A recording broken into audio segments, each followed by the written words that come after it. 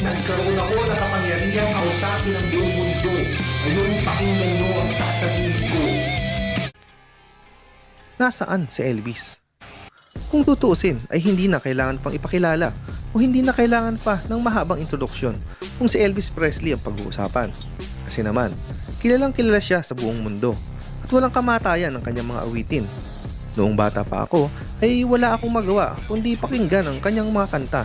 Kasi nga, kumpleto ng vinyl records niya ang namayapa kong mahal na lola. Sobra crush ni lola si Elvis Presley. Kaya naman, naging idol ko na din ito. Kahit na may ilan siyang kanta na ang mga lyrics ay hindi masyadong pambata, nung bata ako ay kinabisado ko na rin ito.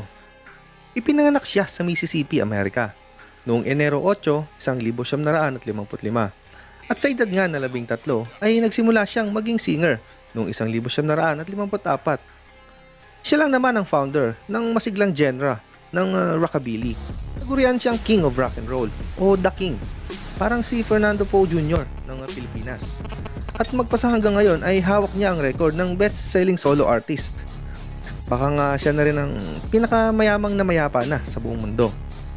Dahil magpasa hanggang ngayon ay kumikita pa rin ang mga kanta at mga pelikula niya.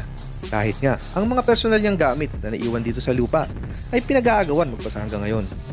At may mga taong handang magbayad ng malaking halaga, makakuha lamang ng piraso ng buhok niya o ng mga costume na gamit niya, mula sa sapatos hanggang sa suklay, mula sa singsing hanggang sa kwintas.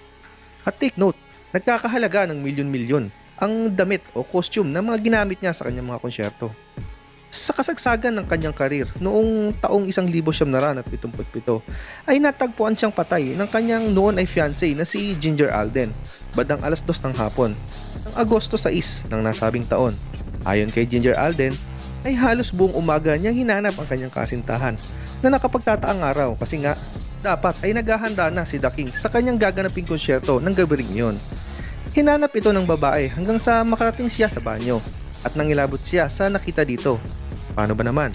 Natagpuan niya dito ang matigas at malamig ng bangkay ng kanyang kasintahan, si Elvis Presley, na animoy estatwang natumba sa pataob na posisyon na animoy parang gumagamit ng banyo. At kahit natataranta na si Ginger Alden ay hinanapan niya ng pulso ang The King. At dito nga ay napansin niya na kulay violet na ang mukha ng kasintahan at nadilat ang namumulang mga mata. Dumating ang ambulansya at dinala si The King sa Baptist Memorial Hospital ng Memphis. Doon ay sinubukan siyang isalba ng mga doktor. Pero nabigo ang mga ito bandang 4:00 ng hapon at ipinahayag na nga ng mga doktor na patay na si The King, edad na 42. Pero naging usap-usapan ang kamatayang ito ng huli. Maraming nagluksa, maraming naniwala, pero may mga hindi pa rin makapaniwala. Kung kaya naman hanggang sa ngayon ay buhay pa rin ang mga tanong na totoo kayang buhay pa si Elvis Presley o totoo kayang patay na si Elvis Presley o tumakas lang ito sa magulong industriya na kanyang ginagaliwan.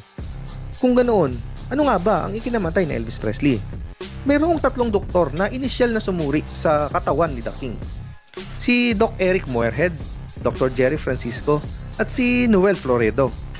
Ang findings heart attack. Pinabulaanan ng findings ng 3 doktor na ito ang usap-usapang namatay si Elvis Presley dahil sa drug overdose. Kasi alam nyo, itong si Idol nalulung din sa methamphetamine noong kabataan niya. Pero take note, legal pa ang substance na ito dati. Di katulad ngayon. Pag naulihan ka, siguradong dead ball ka, patay kang bata ka. Pero sabi ng mga doktor ay hindi raw drug dependent itong si Elvis. Kasi nga, bago pa man daw namatay si Elvis, naideklara na siyang diabetic, high blood pressure at may glaucoma. At ito nga pala, mahilig sa alak and healthy foods ang idol natin. Pero di pa dito natatapos ang lahat. Kasi di naglaon ay dumating ang toxicology report at dito natuon ang pansin ng lahat. Kasi nga, kinontra ng resulta na ito ang naunang pahayag ng 3 doktor na nauna nang umeksamin kay Elvis. Ayon nga sa resulta ay drugs ang ikinamatay nito. Pero hindi drug addict si Idol, nililinaw ko lang. Ayon ito sa salaysay ni Dr. George Nicopoulous na kilala rin bilang Dr. Nick, ang personal na doktor ni Elvis. At pahayag nga ng huli ay binibigyan niya ng safe dosage ng methamphetamine si The King upang maging masigla ito sa mga konsyerto at pang araw-araw na gawain. At dahil nga may insomnia din si The King, ay tuwing gabi binibigyan niya ito ng barbiturates o pampakalma o pampatulog. At naging ganoon nga ang pang-araw-araw na routine ni The King. Pampasigla sa umaga at pampatulog sa gabi sa tulong ng kanyang personal doktor na si Dr. Nick. At ayon sa record ng huli ay mula 1975 hanggang 1977 ay binigyan niya si Elvis ng 19,000 dose ng gamot. At mula nga noong Enero hanggang araw ng kamatayan ng nasabing taon ay 10,000 beses siyang nag-take ng gamot, ng barbiturates at ng methamphetamine. Kumalat nga sa buong mundo ang balitang ito. Kung kaya naman, ang ending, sinisi ng mga fans ni The King si Dr. Nick sa pagkamatay nga ng una. At nanganib pa nga ang buhay ng kawawang doktor. Halos nag-aalmusal na siya ng death threat galing sa mga fans ni The King. Pero alam nyo ba na may mga bali-balitang buhay pa raw magpasa hanggang ngayon si Elvis? At may mga tao pa rin naniniwala na tinakasan lang daw niya ang magulong buhay ng showbiz upang magkaroon ng tahimik na buhay sa labas ng magulong mundong ito.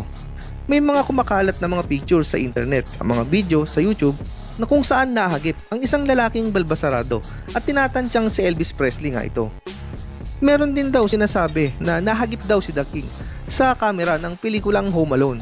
Ang iba naman ay may mga footage ng banda na kung saan si Elvis nga raw ang isa sa mga miyembro nito.